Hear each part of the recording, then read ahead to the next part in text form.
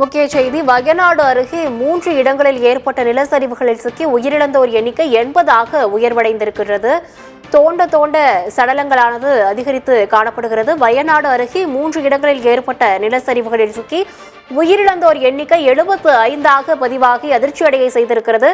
அங்கு நிலச்சரிவு ஏற்பட்ட பகுதியில் மீட்பு பணியானது துரிதமாக நடைபெற்றுக் கொண்டிருக்கிறது. மேலும் இந்த உயிர்பலி எண்ணிக்கையானது அதிகரிக்கக்கூடும் என அஞ்சப்படக்கூடிய சூழ்நிலையில் ராணுவத்தினர் வரவழைக்கப்பட்டு மீட்பு பணியானது துரிதமாக நடைபெற்றுக் கொண்டிருக்கிறது. வயநாடு அருகே 3 இடங்களில் ஏற்பட்ட நிலச்சரிவுகளில் சிக்கி உயிரிழந்தோர் எண்ணிக்கை 95ஆக உயர்வடைந்திருக்கிறது. 700 பேரின் கதி என்ன என்பது தெரியாமல் அங்கு மீட்பு பணியானது துரிதமாக நடைபெற்றுக் கொண்டிருக்கிறது. மீட்பு பணிக்காக ராணுவத்தினர் வரவழைக்கப்பட்டு முண்டகை பாலம் சரி செய்யப்பட்டுக் கொண்டிருக்கிறது. அந்த பாலத்தில் தற்காலிகமாக பாலம் அமைக்கப்பட்டு அங்கு மீட்பு பணியானது துரிதமாக நடைபெற்றுக் கொண்டிருக்கிறது. இதற்கு ஏராளமான கட்சித் தலைவர்கள் இரங்கல் தெரிவித்திருக்கிறார்கள். தற்பொழுது அந்த உயிர்பலி எண்ணிக்கையானது 95ஐ தொட்டிருக்கிறது.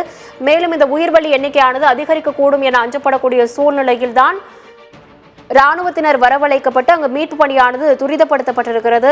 ஏராளமான கட்சித் தலைவர்கள் இதற்கு இரங்கல் தெரிவித்திருக்கக்கூடிய சூழ்நிலையில் தமிழ்நாடு சார்பிலிருந்து 5 கோடி ரூபாய் நிவாரண நிதியாக அறிவிக்கப்பட்டிருக்கிறது. மேலும் காங்கிரஸ் முக்கிய தலைவர் ராகுல் காந்தி, காங்கிரஸ் பொதுச் செயலாளர் பிரியங்கா காந்தி, KC வேணுகோபால் உள்ளிட்டோர் நாளை இந்த நிலச்சரிவினால் சிக்கி உயிரிழந்தோரின் குடும்பத்தினரை சந்திக்க வயநாடு செல்கிறார்கள். இந்த நிலையில்தான் உயிர்பலி எண்ணிக்கையானது 95ஐ தொட்டிருக்கிறது. மேலும் இந்த இடத்தில் உயிர்பலி எண்ணிக்கையானது அதிகரிக்கக்கூடும் என அஞ்சப்படக்கூடிய சூழ்நிலையில் ராணுவத்தினர் வரவழைக்கப்பட்டு மீட்பு பணியானது துரிதமாக நடைபெற்றுக் கொண்டிருக்கிறது. தோண்ட சடலங்கள் காணப்படுவதால் அதிர்ச்சியான சூழலானது நிலவிக் கொண்டிருக்கிறது. மீதமுள்ள 700 பேரின் கதி என்ன என்பதே தெரியாத நிலையில் அங்கு மீட்பு பணியானது துரிதமாக நடைபெற்றுக் கொண்டிருக்கிறது. நிலச்சரிவில் சிக்கி இருப்பவர்களை மீட்கும் பணிகள் முழுவீச்சில் நடைபெற்று வருகின்றன. ராணுவம் போன்றவற்றோர் வரவழைக்கப்பட்டு அங்கு மீட்பு பணிகளானது துரிதமாக நடைபெற்றுக் கொண்டிருக்கிறது.